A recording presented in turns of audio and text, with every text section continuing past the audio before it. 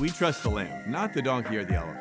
You know, in your book, you explore how we Americans are now creating kind of bespoke religious identities that are downsized to fit the self. And we'll come back to spiritual remixing because I want to unpack it. But first, I want to start by sharing an ad that I saw at the turn of 2023. So this can come out months after. We're recording this right around New Year's, but this will come out months later. But what was interesting is it was encouraging people to take part in a New Year's resolution that I found a bit surprising, or almost just, it was so on the nose. It was shocking. So it came from Skim, which is a large media org. They report on news, celebrities, money, wellness. It's kind of a grab bag of topics, and it's called and this is a quote. It's called the Put Yourself First Challenge.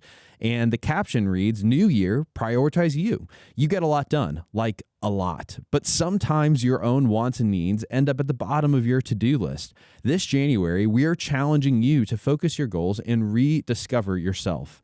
Each week, we'll send you expert tips on how to put wellness, style, desire, and aspirations first. Sign up for reminders to stay on task." And the images that are associated with this are pretty striking. One is a woman. She's clearly dressed up to go to the club. She's got a blowout. She's wearing diamonds. She's looking good.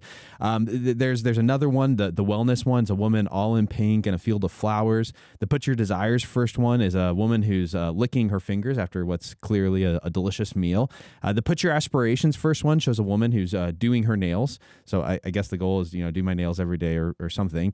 And then I have to admit, the Put Your Style First, I mean, the woman in that photo has great style. So, mission accomplished there. But Tara, can you help me understand why this would be a New Year's resolution? Because I almost couldn't imagine this happening 10 or even 15 years ago. What I find really striking is that the assumption in an ad like this and in a lot of self-care oriented ads is that this is something we don't do already. And I think the very particular target for this advertisement is someone who, let's say, has a really high-powered job, or is sort of wants to even think of themselves as someone who has a high-powered job, as well as family obligations, perhaps children. But the kind of idea is that in general, we are not as in control of our lives as we would like to be. And so the solution to the problems of quote unquote capitalism, quote unquote, the kind of daily grind, what have you, is to take time away and kind of opt out of that by turning inwards and focusing inwards. So it's the sort of double motion of focus on the self as opposed to like focus on your boss. And this is how it's often coded. But I think, in fact, we do exist in a culture that does remind us to focus on ourselves quite a lot. So this is not perhaps as revolutionary or as sort of excitingly anti-capitalist as it perhaps purports to be. Yeah, that's really interesting. Well, you kind of hit the nail on the head for me, which is, personally, I don't think I have to be told to put myself first. I feel like I kind of do that naturally, and it's actually something that I try to resist, generally speaking, in my life. But the other half that I find really interesting are the 4 categories that they pick, the things that they're going to help you put first, which are wellness, desire, style, and aspirations. And I say that because there's a lot of things you could pick. If you're going to tell someone, hey, put yourself first, what are the things that you need to do that? You could maybe talk about exercise or character development. I mean, there's lots of things you could talk about, but why do you think those are the 4 things: wellness, desire, style, and aspirations? Well, I think putting wellness aside for a second, I think what's interesting about aspiration and style is, in particular, and desire, is that they're all about self-expression. This idea that you are either presenting yourself to the world or kind of understanding yourself in such a way that the way that you are on the outside, or express yourself, present yourself on the outside, ought to reflect some kind of immutable inner truth about who you, quote unquote, again, really are. And I think wellness is sort of such a vague term that it can mean so many things, that of course there's the wellness that really means losing weight, or wellness that really means, having perfect skin, or wellness that just means like a certain kind of meditative, like, do not work today, which is certainly understandable and at times desirable. But I think that more broadly, the kind of fantasy of self-care is a kind of cultivation of self-expression as something a person ought to do, where the self that is being expressed is a kind of at once fixed, but very much defined by desire and feeling. Like what you want makes you who you are. Oh, yeah, okay, so I wanted to ask about that because I think you said quote unquote immutable self. So like we have this idea, I think you see it in personality testing, you see it in a lot of different places, that at my core there's kind of this crystallized thing that exists, and my job in life is to express that crystallized thing that is me. Do you think we have a immutable self at the core?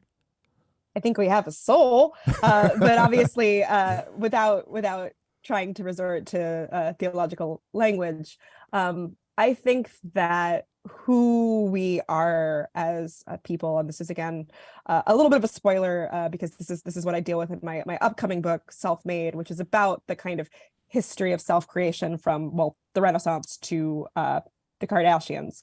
But I think that we have, or we are in a cultural moment, or perhaps you could say the culmination of a cultural journey that tends to see the self as simultaneously this kind of immutable, fixed, but like oddly secularized thing. It's not a soul. We don't talk, we don't necessarily have a shared cultural discourse about the soul beyond kind of using it as a vague stand-in for something we can't quite understand.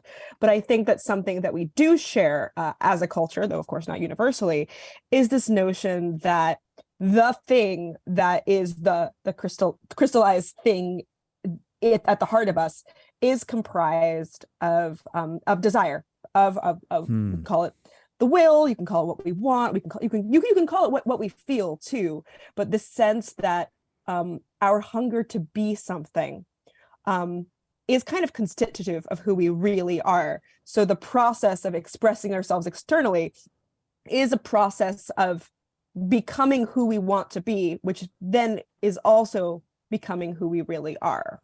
And so presentation and actualization and artificiality and authenticity do end up converging. Oh, that's really interesting. So I mean, would you resist that idea that my desires are constitutive of who I am, or the idea that there is kind of a immutable core of who I am, that's kind of a personality? I would resist it. Let's say 90% resistance, and which is to say, I think that one of the things that we as human beings have always been conscious of and wrestling with, and will probably never come to a satisfactory conclusion about, is the fact that what it means to be us is simultaneously fixed or given or embodied. We could use a host of words here to signify what we did not choose. And there is something about who we are as humans that involves certain kinds of freedom, creative freedom. We are storytelling beings. We are beings who have the capacity to imagine outside of our physical limitations and our social context. And so I think that over the past, let's say, few hundred years, we've seen a shift away from self-understandings as being particularly social, to a lesser extent, physical or biological beings. Who we really are is less and less where we were born, to whom we were born, the circumstances of our social lives. And of course, some of that, and what I want to hold on to and not say, we should all go back to the Middle Ages where we knew our place in the social hierarchy, and kings were kings and peasants were peasants. But there is obviously great liberatory potential in the idea that something that is true about us is not limited to the circumstances into which we are born. This is, and it can at its best be a narrative of liberation from certain kinds of oppression. And I don't want to lose sight of that. That being said, at the same time, I think perhaps the pendulum culturally has swung far, maybe even far too far, the other way. I think that we are so used to, especially, let's say, the past few decades, and especially in the wake of the popularization of the internet, which has literally taken desire and sort of made it into a literal landscape, what we see, the kind of world in which we visually and discursively move for many of us who work in part or in whole online or on our phones. We see our desire as the kind of engine of what we experience. And I think more broadly, we are in a cultural moment where we are, with some exceptions, but generally speaking, reticent to see ourselves as anything but what we choose. Things that fix us, societal expectation, for example, or other elements of facticity, are often seen as things to be overcome or to be, they are instruments of repression, or they're society is making us do something. A lot of the language of authenticity, and you can find this, of course, in 19th century transcendentalist thought onwards, or you can find this in the Enlightenment. This is not exclusively a new idea, but it is an idea that I think has sort of reached its apex now. Is this idea that the things that society tells you are true are inauthentic and bad automatically because they are external. They are not intrinsic in a certain way, and the process of enlightenment, cutting the leading strings, as Kant would have it, is also the process of kind of cutting yourself off from the things that are pulling you in particular directions. And I think that there's certainly something to be said about discernment or questioning what we believe and why, and what we inherit and why we inherit it. But at the same time, I think we are so much less willing as a culture than perhaps ever before, as these sort of self-care narratives make clear, to say, who I am is not just these desires and these sort of impulses towards self-expression, but also I am a daughter, I am a wife, I'm using sorry, I'm speaking as a woman here, of course, say as a husband or as a son, but these kind of ways in which who we really are so rooted in our relationships to other people, and that is not something that self-care language makes plain. And of course, I think it's perfectly fair to say that if you are a mother who is also working a really demanding job, sure, I think that is someone who probably does not have a lot of time to stop and say, who am I outside of these roles? But I think more broadly, the language of self-care, while it does have, of course, applicable benefits or can be a useful reminder in some cases, has become this kind of be all and end all, where we're all sort of being treated by advertisers as if we are people who constantly put others first. And that's not really true of most people, because it should be maybe, but I think well, certainly maybe I'm just a really selfish person, but as you said, I don't need reminding to be a little bit selfish sometimes, and if anything, I need reminding to do quite the opposite. Yeah, it's really interesting hearing you talk, because it's almost difficult to even have this discussion. The idea, I mean, if I'm understanding you correctly, that at some point in the past, when someone asked the question, "Who am I?" they looked outside themselves. They looked at their social context, they looked at their relationships, they looked at their place, their locality, the soil in which they lived, grew their food, and raised their animals. They looked outward, and now we have a tendency to look inward to find out, who am I? And it's almost intuitive that all of those outward things are a threat to that inward person. It's so intuitive that it's hard to have a conversation like this, because we want to acknowledge, yes, there's some cost to looking outward. And I think we all know those costs, but I'm not sure we're aware of the cost of looking exclusively inwards to find who I am.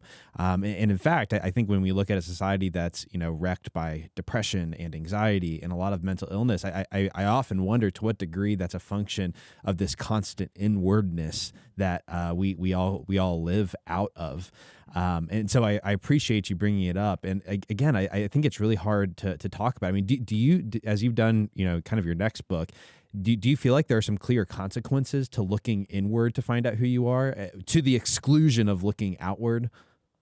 Oh, absolutely, there are consequences. I think that particularly there are social consequences. I think we become less tolerant of ways in which our desires are, or in some cases ought to be, kind of curtailed by, when I say desires curtailed by social expectation, that already possibly, even for me, conjures up an image of like repression and tyranny. Yes. But I'm talking about, let's to give it a really silly example, that's often kind of cited in self-care narratives. I'm talking about like sucking it up and having like going to like a family dinner and being vaguely annoyed by some of your relatives that you're not super close to, but you know what, you're family and you just make it work. The sort of stereotypical kind of self-care example. And something like that, if you code it as, well, I am not practicing self-care because I'm putting myself in a stressful situation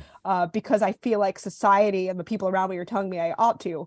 That is one way of framing an interaction.